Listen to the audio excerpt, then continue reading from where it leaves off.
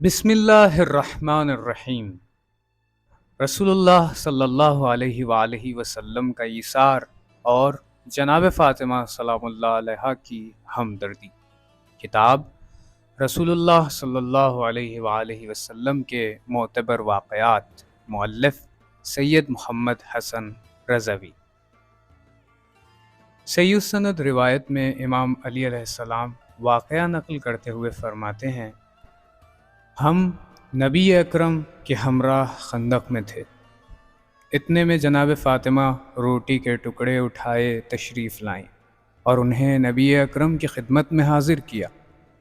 نبی اکرم نے فرمایا، اے بابا کی جان، یہ کس چیز کے ٹکڑے ہیں جو تم لے کر آئی ہو؟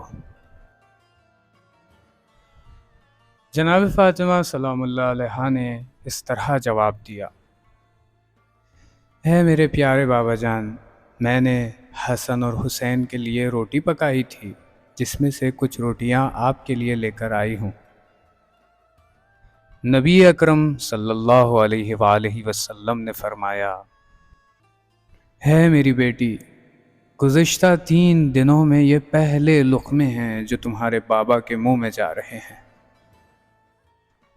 سبق آموز نکات۔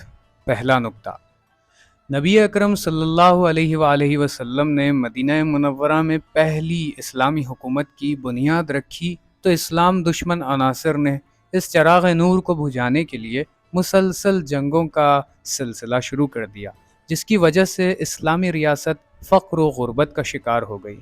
سن 7 ہجری غزوہ خیبر کے بعد اس فقر کا زور ٹوٹ گیا اور 10 ہجری کو فراوان بارش ہونے کے بعد ملک بھر سے خشک سالی بھی ختم ہو گئی اور فصلوں اور درختوں میں ہریالی لوٹ آئی۔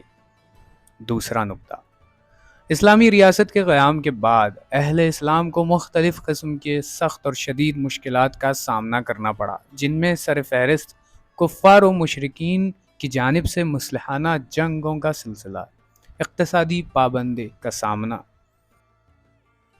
فقر و غربت کا زیادہ ہونا، منافقین کی اندرونی سازشیں اور افرادی قوت کا مختلف مواقع پر کمزور پڑ جانا ہے۔ حضرت صلی اللہ علیہ وآلہ وسلم نے ان سب مسائل میں جو سب سے پہلے جس مسئلے کو حل کیا وہ دین اسلام کی اساس پر معاشرے کی تشکیل اور الہی قانون کا معاشرے پر اجرا ہے۔ تیسرا نکتہ، یہ واقعہ شیعہ سنی کتب احادیث میں وارد ہوا ہے۔ آغاز روایت سے معلوم ہوتا ہے کہ یہ واقعہ 5 ہجری کو جنگ خندق کے موقع پر پیش آیا، جس میں اہل اسلام نے شب و روز ایک کر کے مدینے کے ارد گرد خندق کھود کر دشمن کی جنگی کارروائی کو ناکامی میں تبدیل کیا۔ حضرت صلی اللہ علیہ وآلہ وسلم جنگی کمانڈ کے فرائض انجام دینے اور مجاہدین کا حوصلہ بڑھانے کے لیے مسلسل مصروف رہے، کئی دن تک کھانے کا ایک لقمہ بھی تناول نہ کر سکے۔